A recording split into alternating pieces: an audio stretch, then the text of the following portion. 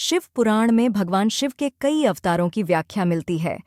उन्हीं में से एक अवतार वृषभ अवतार है, जिसे भगवान शिव ने भगवान विष्णु के पुत्रों का संहार करने के लिए लिया था। शिव पुराण के अनुसार समुद्र मंथन के दौरान जब अमृत कलश उत्पन्न हुआ तो उसे दैत्यों की नज़र से बचाने के लिए विष्णु भगवान ने अपनी माया से बहुत सारी अप्सराओं का सृजन किया। दानव उन अप्सराओं को देखते ही उन पर मोहित हो गए। क्या सुंदरी है! आह, इसे तो मैं उठाकर अपने साथ पाताल लोक ले जाऊंगा। आप सभी दैत्य उन अप्सराओं को अपने साथ पाताल लोक ले गए और उन्हें वहां बंदी बना लिया। फिर अमृत कलश लेने वापस लौटे, लेकिन तब तक सारे देवतागण अमृत का पान कर चुके थे। यह देख दानव क्रोधित हो गए।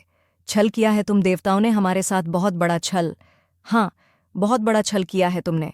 अब हम तुम्हें नहीं छोड़ेंगे। आक्रमण!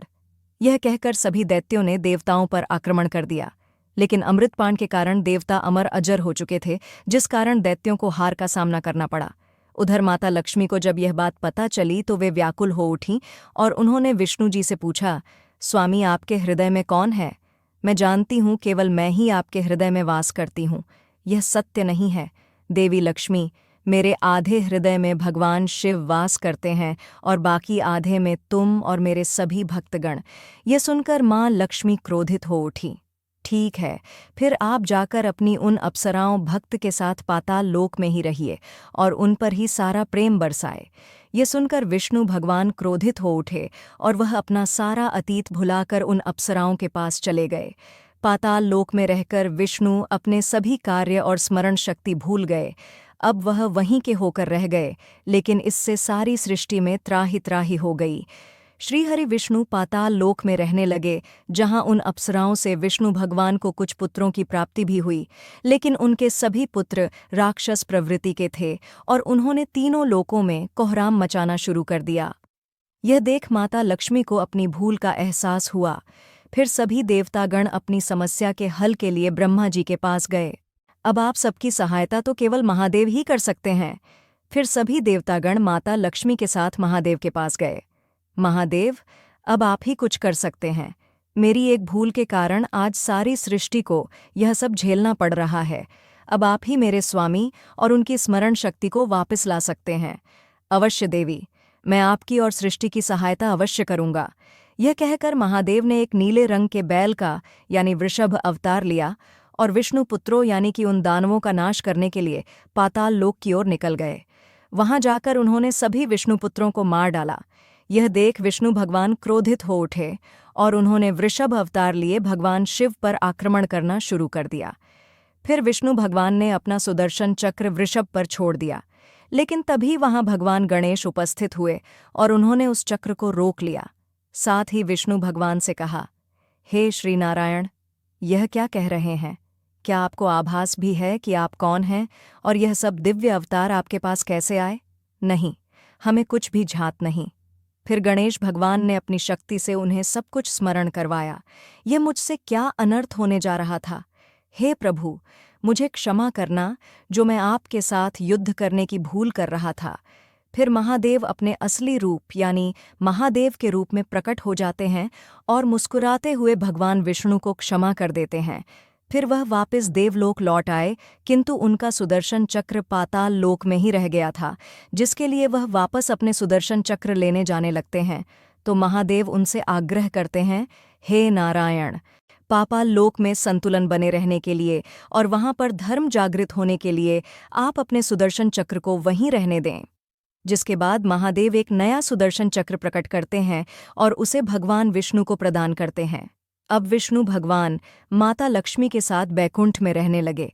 एक बार भगवान शंकर तपस्या से उठे तो माँ पार्वती उनके पास आई और बोली, स्वामी, आप सारा दिन पर्वत पर बैठे रहते हो और मैं सारा दिन घर का कामकाज करती हूँ, भूखी प्यासी बैठी रहती हूँ। आप कुछ नहीं कमाते हो, मैं क्या खाऊं, क्या बच्चों को खिलाऊं? आपने कभी ध्यान भी दिया कि परिवार कैसे चलेगा? माँ पार्वती की बातें भगवान शंकर ध्यान से सुन रहे थे। आप मेरी एक बात मानोगे स्वामी? मैंने तुम्हारे साथ फेरे लेते हुए 7 वचन निभाने का वादा किया था। तुम कहो तो मैं तुम्हारी बात अवश्य मानूंगा। फिर ठीक है, एक काम करो, आप वृंदावन चले जाओ।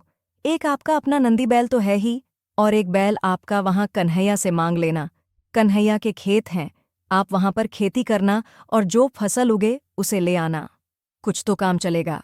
लेकिन एक बात का ध्यान रहे स्वामी, आप वहां जाकर कन्हैया से कहना कि आप खेती ऊपर की लोगे और नीचे का हिस्सा कन्हैया को देना। ठीक है देवी पार्वती, मैं अभी नंदी बैबैलल पर बैठकर वृंदावन जाता हूँ। इसके पश्चात भगवान शंकर अपने बैल नंदी पर बैठ गए और कन्हैया जी के पास जाने लगे। रास्ते में नंदी बैल उनसे बोला, प्रभु, हम जा तो रहे हैं, लेकिन यह कन्हैया बहुत चालाक है, बहुत तेज है। कोई नहीं, जो होगा देखा जाएगा। मैंने पार्वती को वचन दिया है कि अब मैं खेती करके ही लौटूंगा। और फिर इसके पश्चात शंकर जी अपने बैल नंदी के साथ कृष्ण जी के द्वार पहुंचे और अपना शंख बजाने लगे। शंख की आवाज सुनकर कृष्ण जी द्वार खोलते हैं तो उनके सामने भगवान शंकर खड़े थे। कृष्ण जी भगवान शंकर को प्रणाम करते हैं। भोलेनाथ, आप आइए, भीतर पधारिए। अचानक कैसे आना हुआ, मुझे संदेशा भेजते थे, मैं आपसे मिलने आ जाता। कन्हैया, मेरा काम है जो केवल तुम ही कर सकते हो। हाँ हाँ, बताइए, मैं आपकी किस प्रकार सहायता कर सकता हूँ। मुझे आपके खेतों पर खेती करनी है।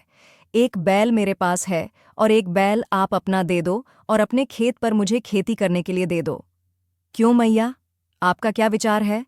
भगवान शंकर हमारे खेतों पर खेती करना चाहते हैं। हाँ तो कोई बात नहीं, अच्छी बात है। हमें भी बनी बनाई फसल मिल जाएगी, पर मेरी एक शर्त है। खेती में आप जो भी मुझे बोने को कहोगे वह मैं बो दूंगा, पर खेती का ऊपरी हिस्सा मैं रखूंगा। तो आप बताओ मैं क्या बोलूं? ठीक है, मुझे मंजूर है। एक काम करो, आप ना आलू बोलो। ठीक है, फिर मैं फसल तैयार होने के बाद ही आपसे मिलूंगा। करो, आप ना आलू बोलो। ठीक है, फिर मैं फसल तैयार होने के बाद ही आपसे मिलूंगा। इसके बाद शंकर जी बैलों को लेकर खेती करने चले गए।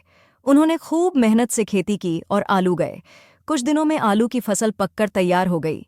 शर्त के मुताबिक शंकर जी और नंदी ने मिलकर आलू की ऊपर की फसल, आलू के पत्ते काटे और गठरी में भरकर कैलाश ले गए।